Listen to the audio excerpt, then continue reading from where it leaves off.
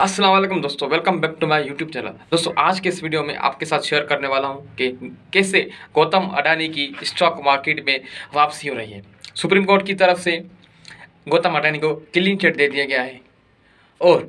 जब ये रिपोर्ट आ गई तो एक दिन के अंदर गौतम अडानी के जो overall stock price share price में 82,000 करोड़ का अप्राइज हो गया, फ़ायदा हो गया। आपको याद होगा कि जनवरी के महीने में गौतम अडानी के खिलाफ एक रिपोर्ट आई थी हिडेनबर्ग नाम करके। उस रिपोर्ट के हिसाब से गौतम अडानी को भाई साहब बहुत ही नुकसान झेलना पड़ा था। अब 6 महीने हो गए इस रिपोर्ट को और सुप्रीम कोर्ट इंडिया की तरफ से फाइनली गौतम अडानी को क्लीन चिट दे दिया गया है। जो कमेटी सुप्रीम कोर्ट ने बनाई थी उस कमेटी ने रिसर्च करके रिपोर्ट बनाई है, जिसमें गौतम अडानी को साफ साफ बताया जाता है कि भाई वो गुनाहगार नहीं है, वो बेकसूर है। आज के इस वीडियो में 3 हिस्सों में बांटना चाहूँगा, ठीक है। सबसे पहले आपको रिपोर्ट के बारे में बताऊंगा, सुप्रीम कोर्ट ने जो कमेटी बिठाई थी उसकी जो रिपोर्ट आ गई, ठीक है, वो क्या कहते हैं। फिर उसके अलावा जो गौतम अडानी ने जब ये रिपोर्ट आई थी तो कौन कौन से स्टेप्स गौतम अडानी ने लिए थे इन 3-4 महीनों में कि फिर से स्टॉक की वापसी हो रही है, और इसके अलावा 1-2 फ्यूचर प्लान से गौतम अडानी के, वो भी आपके साथ शेयर करने वाला हूँ। दोस्तों सबसे पहले आपको बता देता हूं कि जब ये हिडेनबर्ग की रिपोर्ट आई थी तो गौतम अडानी की नेटवर्थ थी 19 लाख करोड़ और 27 फरवरी यानी 1 महीने के बाद लगभग गौतम अडानी की नेटवर्थ आके बची थी 6 लाख करोड़ रुपए, ठीक है। अब ये इतना पैसा तकरीबन कहा जाता है कि 10 से 12 लाख करोड़ का पैसा मार्केट से वाइप आउट हो गया था तकरीबन 1 महीने के अंदर। और ये बताया जाता है कि 1 घंटे के अंदर, उन दिनों में 1 घंटे के अंदर गौतम अडानी ने 1500 करोड़ रुपए गंवाए थे। जो सुप्रीम कोर्ट की कमेटी बिठाई गई थी तो उस कमेटी ने ये तीनों पॉइंट क्लियर कर दी कि भाई पहला था कि जो एक कंपनी को 25% पब्लिक होल्डिंग करनी चाहिए, तो गौतम अडानी ने वो भी अपने दूसरी कंपनीज शेयर कंपनीज करके उसने किया था, अपने पैसे होल्ड करके रखे शेयर्स, ठीक है। तो ये सुप्रीम कोर्ट की कमेटी कहते हैं भाई ये सरासर झूठे, ठीक है, ये बात यहाँ पर खत्म हो गई। दूसरी बात आती है कि विनोद अडानी की जो कंपनी थी उसके भाई की शायद उसके भाई तो ट्रांजैक्शन इधर से उधर घुमा रहे थे और शेयर्स प्राइस ले रहे थे और स्टॉक प्राइस की मार्केट वैल्यूएशन बढ़ा रहे थे, ठीक है। तो ये भी कहती है गवर्नमेंट की सेबी ने जो कोई वैलिड रीज़न वगैरह नहीं दिया, तो इस हिसाब से भी इस चीज़ को भी गलत ठुकराया जा रहा है। जो तीसरी बात स्टॉक मैनिपुलेशन वाले के, इन्होंने स्टॉक को ओवर वैल्यू किया है, मैनिपुलेट किया है इधर उधर तरीक़ों से, तो वो भी सुप्रीम कोर्ट कमेटी कहती है कि भाई साहब ऐसा कुछ भी नहीं, ये कुछ गलत बात बताए जा रहे हैं। अब आगे चलते हैं कि गौतम अडानी जो ये 3-4 महीनों में जो कदम लिए हैं, स्टेप्स लिए हैं, इनके बारे में आपसे शेयर करता हूँ, ठीक है। सबसे पहले मैं बताया जा रहा है कि भाई साहब गौतम अडानी जो है अपने शेयर्स गिरवी रख के पैसे ले रहा था जिससे बहुत ही नुकसान हो रहा था। तो सबसे पहले इन्होंने क्या किया कि भाई साहब 18,000 करोड़ का अभी तक इन्होंने अपना लोन चुका चुके हैं, ठीक है, अपना लोन पे कर चुके हैं और अपने शेयर्स वापस ले चुके हैं, ठीक। अब दूसरी बात है कि एफपीओ वाली जो मैंने आपको बताया था कि जब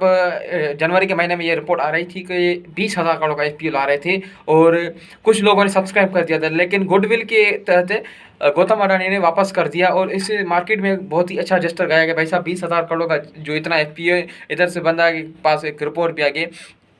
पता भी सबको कि नुकसान होगा ही, फिर भी लोग सब्सक्राइब कर चुके थे। गौतम अडानी ने उनको वापस कर दिया, भाई साहब आप अभी छोड़ दें, बाद में ले लेगा। तो इस हिसाब से भी एफपीओ वाला जो कैंसिल उन्होंने कर दिया, इससे भी थोड़ा बहुत उनका रेपुटेशन बढ़ा गुडविल की सर को। बता दूं कि जो हिडेनबर्ग आरोप लगाया था, एक ब्लेम लगाया था कि भाई साहब इनके मॉरिशस में शेल कंपनीज है, ठीक है, जो कि इलीगल काम करती हैं या फिर क्या करती हैं, वहाँ से इन कंपनीज में ट्रांजेक्शन करती हैं, खुद ही स्टॉक लेती है अडानी कंपनीज का और ओवर प्लेस वैल्यू ओवर कर लेती हैं, ठीक है। तो ये ऐसा हुआ कि मॉरिशस के फाइनेंस मिनिस्टर थे, उन्होंने पार्लियामेंट में खड़े होकर कहा कि भाई साहब ये जो हिडेनबर्ग वाले ने इल्ज़ाम लगाया था ना गौतम अडानी के, ऐसा कोई कुछ भी नहीं, ना कोई शेल कंपनी दे ना फिर कोई गौतम अडानी का यहाँ पर कोई लिंकेज वगैरह है, ठीक है। इस हिसाब से भी थोड़ा बहुत मार्केट में एक पॉजिटिव इम्पैक्ट आया और डिप जो था वो थोड़ा डंप में कन्वर्ट हो गया। और दोस्तों चौथी बात ये है कि एसबीआई ने कुछ अडानी के स्टॉक्स को सर्वेलेंस मेजर में रखा था, ठीक है, इस हिसाब से क्योंकि लोग इन्वेस्ट वगैरह ना कर सकें या फिर ऐसा कहें कि बहुत ही टफ टाइम चल रहा था स्टॉक का, लोगों का नुकसान हो जाता। तो कुछ टाइम के बाद एसबीआई ने उन स्टॉक्स को, अडानी के स्टॉक्स को सर्वेलेंस से हटा दिया, सर्वेलेंस मेजर से हटा दिया। तो उसके बाद भी क्या हुआ कि मार्केट में पैसा आ गया है वापस से, और अभी अंबानी की बहुत ही लंबी दौड़ चल रही है, जो 6 लाख करोड़ पर रुकी थी अब वो दौड़ 10-11 लाख करोड़ तक आ चुकी है, अगेन दोबारा 6 माह के बाद। पांचवी बात कह रहे हैं कि अब अडानी क्या करेगा, आगे लोन नहीं लेगा या लोन लेगा, क्योंकि आपको पता होगा कि बहुत ही कर्जा है अडानी के ऊपर, ठीक है। अब इन्होंने कहा कि भाई साहब हम क्या करेंगे, अब हम आगे जो है नया लोन नहीं लेंगे, अगर लोन लेंगे तो अपनी इक्विटी बेचेंगे और अपना पैसा लाएंगे, दूसरों से पैसे नहीं लेंगे, क्योंकि इससे भी थोड़ा मार्केट में नेगेटिव इम्पैक्ट जा रहा था। जैसे हिंडनबर्ग ने लगाया कि भाई इतना पैसा बैंकों का इन्होंने अपने पास लोन में लेके रखा है, तो अब इन्होंने क्या किया कि भाई हम अपनी इक्विटी सेल करेंगे और अपने शेयर्स सेल करके हम अपना पैसा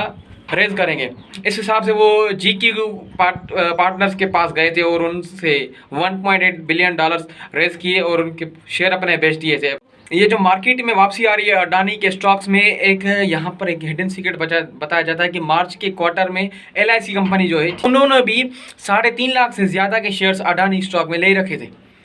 और ये बात जब सामने आ गई तो मार्केट में थोड़ा कॉन्फिडेंस आया कि भाई इतनी बड़ी कंपनी है, कैसे कर रही है, तो जनता ने फिर से अपने पैसे अडानी के स्टॉक्स में लगाना शुरू कर दिए थे। तो चलते हैं अपने आखिरी पार्ट की तरफ। अभी मैंने आपको बताया कि गौतम अडानी के फ्यूचर प्लान्स क्या है, कि ये आपको बता देता हूँ। जो FPO